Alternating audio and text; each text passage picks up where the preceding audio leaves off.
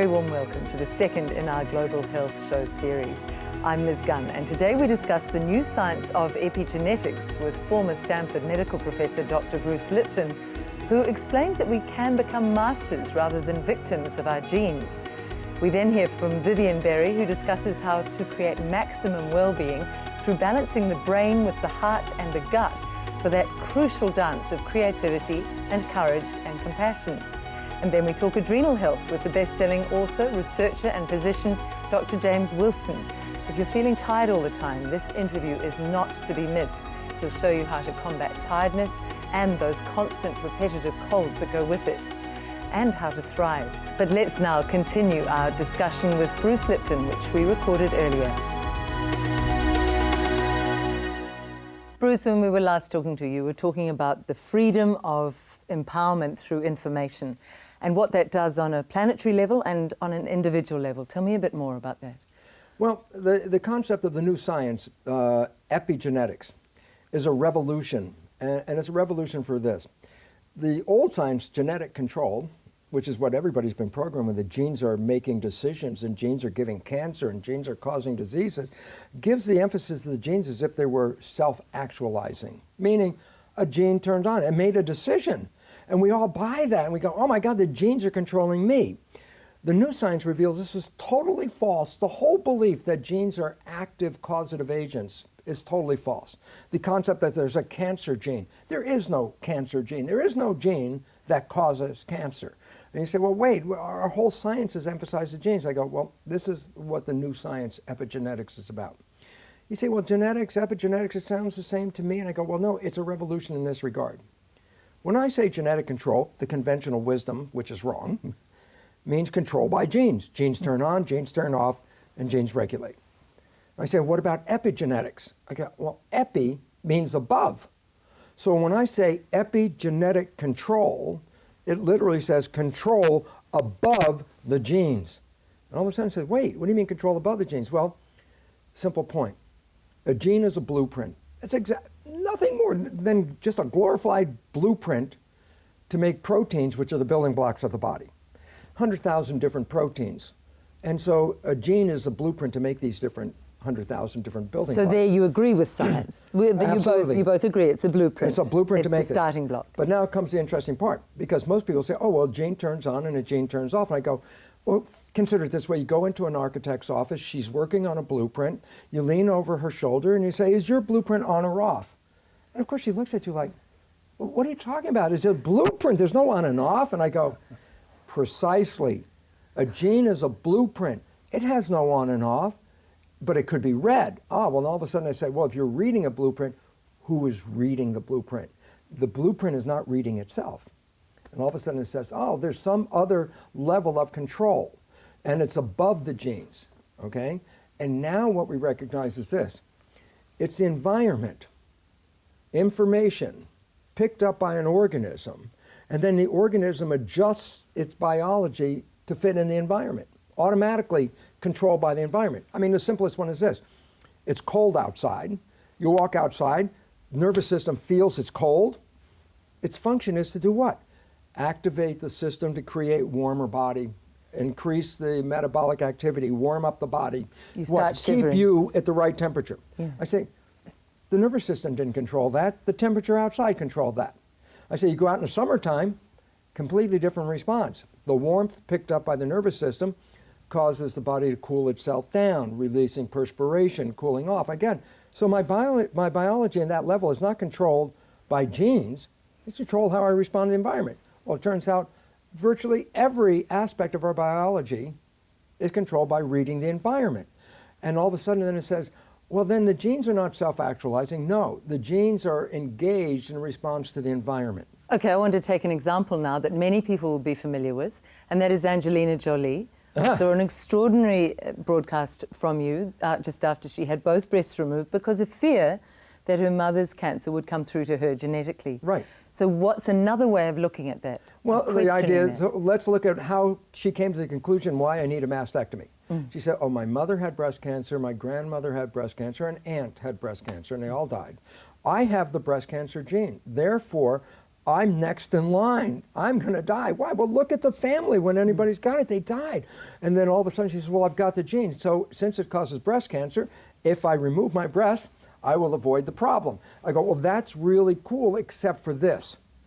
The breast cancer gene, especially when she has BRCA1, does not cause breast cancer at all. And I'll give you a very important fact. Only 50% of the women that have the breast cancer gene ever get the cancer.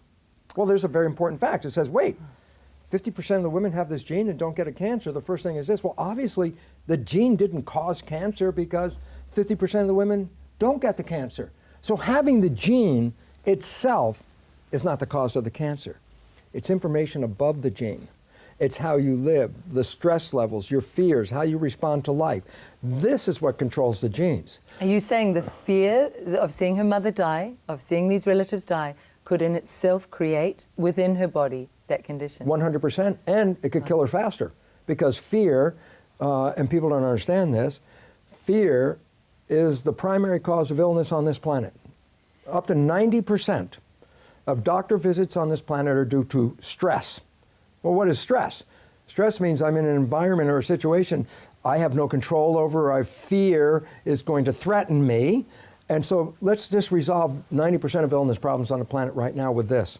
See, John, what I love about your practice is you look at the whole person, the whole body, and yet we were brought up in an almost mechanical age, as if the body's a machine and all the parts are separate. But we're in a quantum age now, an information age, so we can recalibrate, so we can convert fear into love, for example. But there's a process to that, and the average person's going to take time to work through it. Yeah. And that's what I love about Bruce's last book, called The Honeymoon Effect, because Jesus and Buddha taught about love and the health benefits of love, and Bruce is taking it from a slightly different direction in a different form of science.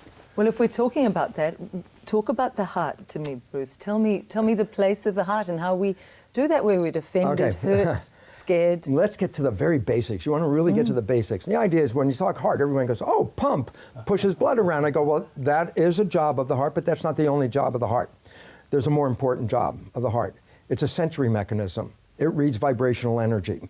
And the nerves that go to the heart from the brain, the vagus nerve, more of the nerves in the vagus nerve are taking information from the heart and sending it to the brain than there are nerves taking information from the brain, sending it to the heart. So the heart is a source of sensory information. I said, well, what's it reading? Vibration. He goes, so what's the relevance of vibration? Energy, okay? And the answer is this. When you understand quantum physics, everything in the world is energy. Even matter is giving off energy. And I say, so what's the big deal about energy? And here's a simple point. Energy is life. You have energy, you got life. You got no energy, you got no life. So every organism, from the most primitive organism to the most advanced organism on this planet, has been designed to read the energy. Why? It's a gauge to say, if my energy is going down, that means I'm losing my vitality. If my energy is going up, I'm gaining vitality. So an organism has a device, the heart, which will read the energy of the field. And the relevance is this. When we make decisions, we should be using our vibration as the monitor. We have a tendency to use our brain to make rational decisions. I go, well, that's a very difficult way of reading it because the energy is the clearest thing. Are you getting more energy from doing this or going there than if you did that and went there? And why is it relevant? Where you go is you go toward the energy. Okay, now all of a sudden we're sounding like so new agey, but let's add some words to this because people have experienced energy, but they didn't know it, yet they refer to it as what? Good vibes, bad vibes. I go, yes, everyone experiences that. Good vibes is like, oh, I'm in a place and all of a sudden I have more energy than I had before. I'm very excited. I got more energy, more life. What does it mean? The environment you're in has energy that supports your energy, so the two come together, you get more energy, good vibes. This is why we love falling in love. We love jobs that fulfill our need. Because they give us vitality. Yes. But then I say, what about bad vibes? I say, well, look, you've probably been someplace, let's say in a dark night in a city, you don't know where you are, and you're walking, and all of a sudden you feel like your energy has disappeared. You feel vulnerable, weak, frail. Why? The energy is disappearing. It's called bad vibes. I say, what does that represent? It says, in this environment, you're not being supported. Your life is not being supported because it's taking away your energy. The most primitive organism just reads, good vibes, bad vibes. Good vibes, I'm going that way. Bad vibes, I'm not going that way. And basically, the whole plan of life is really based on reading the energy. If we would do the same, we'd be as successful as the most primitive organisms in doing that. Let's talk in future programs, Bruce, about how we can do that more, how we can it's touch very important. It's the secret language that all organisms have and the one that we don't even acknowledge. It's fascinating. Thank you, Bruce Lipton. So joining me now is Vivian Berry. Welcome, Vivian. I just actually want to throw the first question to you, though, John. When you first met Vivian, what made you think this woman would be great in the global health clinic that I'm running? Well, Vivian and I go back a long way, so before we worked together, I actually trained with Vivian in NLP 10 or so years ago, and I knew her qualities from there and earlier. But the new sciences that are coming through integrating the heart math and also the aspects of the gut to the brain, and what Vivian's done recently is she's very highly trained, internationally trained in MBIT. What exactly is that, the multiple brain? Yeah, MBIT, multiple brain integration techniques. It's wonderful. It's a new modality. It's just 3 years old. Interesting enough, it's come out of Australia. Two old mates of mine, Grant Susalu and Marvin Oka, began looking at all the research that was coming out around the heart and the gut because of what's been happening with health in the world. And they've done a magnificent piece of integration. So multiple brain integration technique is a bit like ancient wisdom meets modern neuroscience. And scientists now have proved what ancient wisdom has always said, is that there's multiple brains. Multiple Within the body, we have more than one brain. That's correct. So they've proved now that the heart is not just a pump, it's actually a brain. It's an intelligence all of its own. And the gut is a brain. It's an intelligence all of its own.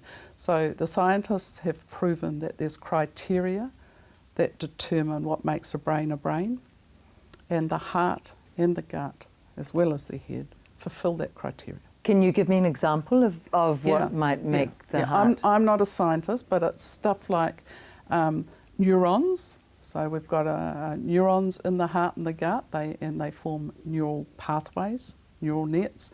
We've got things like glial cells, and we've got things like neurotransmitters. And the neurotransmitters allow these brains, these intelligences, to communicate. So they are able to store information, retrieve information, so they have memory. So basically they make decisions. But the most exciting thing about these three brains is that they have neuroplasticity.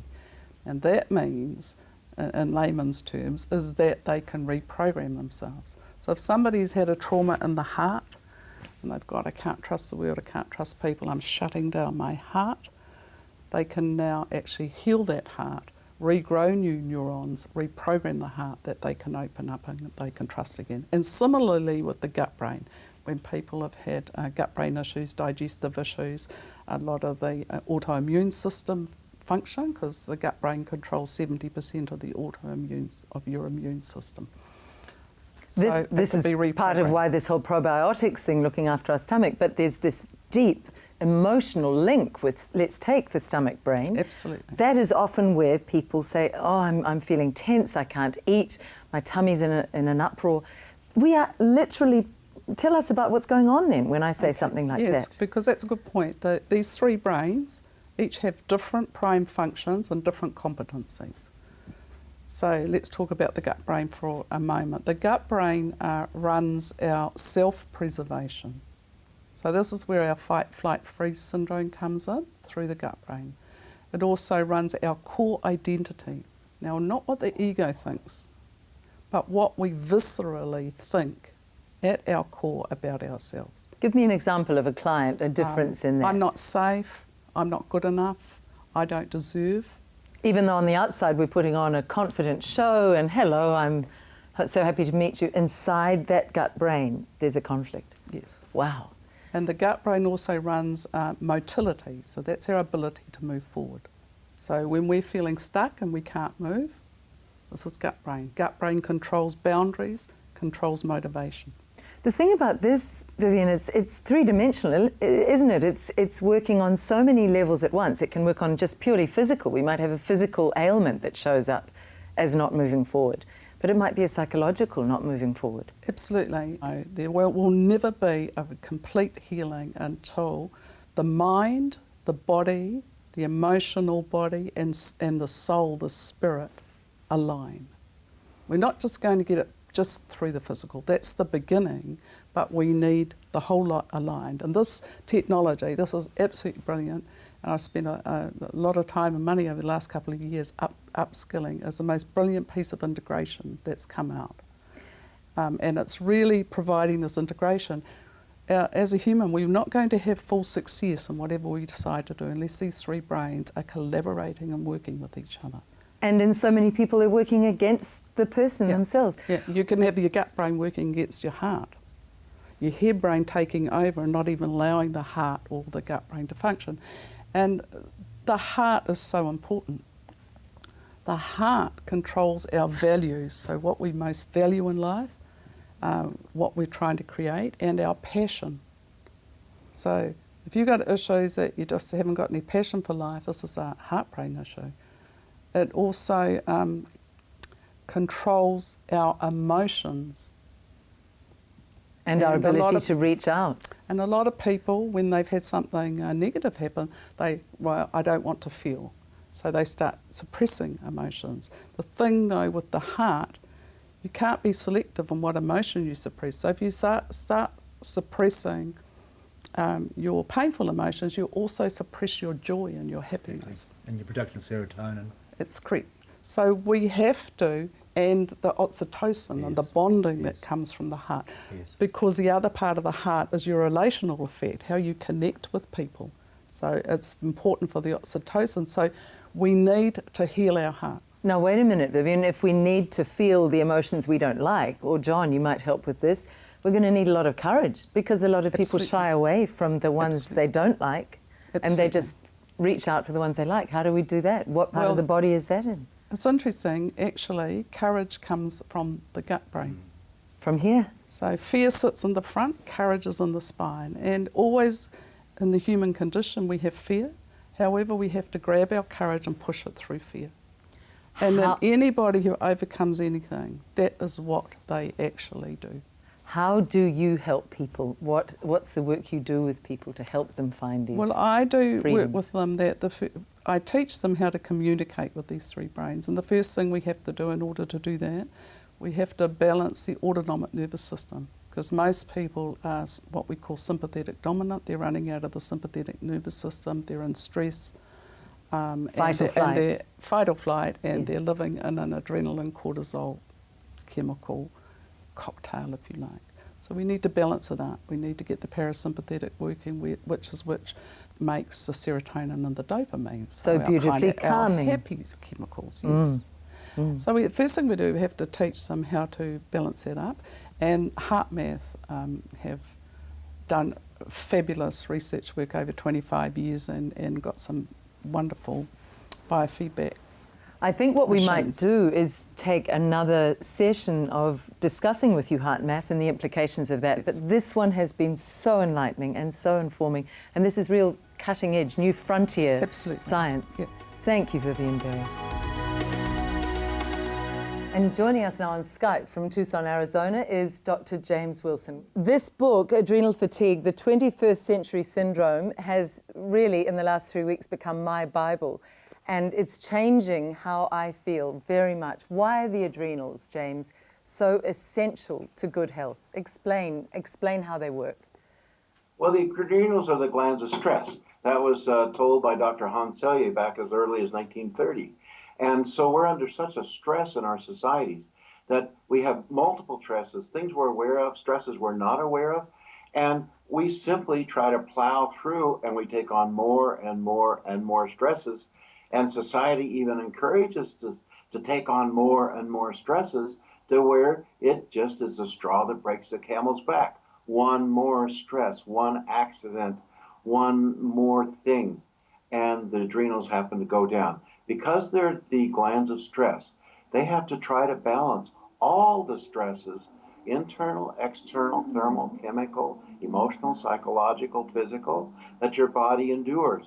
And so it's just too much for some people and the adrenals start to go downhill rapidly. And a lot of people are not even aware of where the adrenals are in the body or what they look like. You described them as little pyramids sitting right on top of the kidneys. Yeah, they're two little glands that sit right over the kidneys, about the size of a large grape. And yet they control so many of our hormonal reactions. How did you come to this work? How did you come to realize how crucial they are when in fact modern medicine is not really acknowledging what a crucial part they play? Well, let me make a division between modern medicine and research. Research certainly is recognizing the problem with the adrenals and stress. That's very well established. It's the medicine, the medical part, the active clinical medicine that's not recognizing this importance. How I came about it is my patients taught me. My patients come in, and I had one or two key patients who came into me early in my practice, and I did not know what to do with them. So I searched and searched and searched, and finally discovered it might possibly be their adrenal glands. And then when I started treating their adrenal glands the best way I knew how, then they started to recover. And it was just really revealing to me and so interesting that I became, I would say a semi-expert in trying to help these people under stress recover and get their life back. And for many of those people, they've gone through a number of different so-called specialists who have, for some, told them they have even psychological problems. They're imagining that they are chronically tired. Is that something that's often shown up in your practice, people desperate after being told it's their problem? It's so sad. I wish you could have been a mouse in the corner and listened to what they told me. They'd been to as many as 37 doctors. I had a woman who'd been to 37 doctors. Often they'd been to 15 or 20, and they've been told the most ridiculous things. It's a psychological problem. You're getting older. What do you expect? It's part of being a woman. Here's a tranquilizer. Here's a prescription for sleeping. Here's an antidepressant. I've got sick people to treat. Get out of my office. You're a hypochondriac. It was just insulting how those poor people had to endure the uneducated ignorance that their doctors spit back at them when they told them what they were suffering from. And take those cases, James, when you got them on the program that you have for adrenal support, did you see big shifts pretty quickly in those sorts of cases? If they're going to also change their lifestyle and make the dietary changes, then usually within 3 to 6 weeks, we would see recovery start to happen. Now, that doesn't mean they would be totally rehabilitated. It means they were properly supported to where the dietary supplements were making the difference. The dietary changes and the sleeping habits, the lifestyles, were all working together to help these people get their life back. And we've had them as sick as having to be carried from their bedroom to the bathroom by their father, 43-year-old woman I'm thinking of, a physician. And she's back to being totally rehabilitated. A woman in New Zealand, who couldn't dress herself. And her husband cried when she was on the phone one day with him and told him she had been able to dress herself that day. 2 years later, she climbed Machu Picchu. So as sick as they are, they can usually get better, and usually it doesn't involve pharmaceuticals. And this applies across the board. We're not just talking women who find having babies or looking after young children or having their menstruation improves because of the adrenal and thyroid support that involves. But it also applies to professionals in business, doesn't it, who are exhausted, and even young people. Even my son at 18 is responding incredibly to the treatments. Oh, yes, absolutely. Yeah, teenagers drive themselves like crazy. Early university students, it's a real problem. High school athletes, college athletes, it's a problem. Policemen, caretakers, doctors, lawyers, professional people, self-employed, caretakers. It's all over the place. And John, you have many who come into the clinic at Global Health Centre, don't you? James, we're just seeing pretty much all of our cancer patients, in my opinion, have adrenal fatigue, and we're just seeing so many people. And unfortunately, you know, like you said before, some of them are going to what they are called adrenal specialists and being given just some vitamin D. And the same we see, many people are told, well, there's nothing wrong with you. You're depressed. So, or the whole hypochondriac thing. It's James, a huge issue. Yeah, you and I have both had adrenal fatigue. Well, I've had adrenal fatigue. You had it yourself, didn't you, at one stage? Yeah, at one point, yes. Yeah, and it's actually very easy to treat if people do make the lifestyle modification, isn't it? Yeah, if they take the right supplements, Yeah. and they make the dietary the dietary changes and lifestyle changes. James, it's not something to underestimate either, because in your book you say up to 80% of Americans could be suffering from this. That's a huge figure. It is, and that's at some time in their life. You know, some people have adrenal fatigue for a few weeks and then they get over it. But I've had other people, I had one woman, 78 years old, that thinks that she had it from the time she was a very young child, but she still responded at 78 years old. She still responded to a typical adrenal dietary supplement protocol, the dietary changes and the lifestyle changes. So somebody like that might, James, have had great trauma when they're little, might have had great stress, which activates that fight or flight response in the body. And that's where the adrenals really do start to work hard, isn't it? That's right, or sometimes even within the mother. That traumatizes the fetus. Yeah, so it can start fairly early. That's right. So do you find that those sorts of traumas heal, and the calming effect of these treatments and the lifestyle changes, the better sleep, all of those sorts of results happen as a result of treating the adrenal fatigue? Yeah, but that's interesting, because in the cases of early childhood trauma, sexual abuse, things like that, I find that it's more the hypothalamus and the hippocampus that are affected that then affect the adrenals. But it doesn't matter, because our protocol includes supplementation for the hypothalamus and hippocampus anyway. And so it's the same treatment protocol will work with all these people. But yes, there's a very little different mechanism with the younger people and with certain conditions. But then we find that they all get better using the same protocol, which is great. It's great for the doctor, because he doesn't have to think. He can just more or less say, here's a program and do it. It's going to work with about 80% of the people. And the other 20% is going to have a body burden, or there's going to be something that's going to pull down the adrenals and keep them from healing. So it's one of the most effective protocols that someone can use when someone can be profoundly ill and they can become completely recovered. And it's fairly simple, and in most cases doesn't include pharmaceuticals. That's wonderful. The most exciting.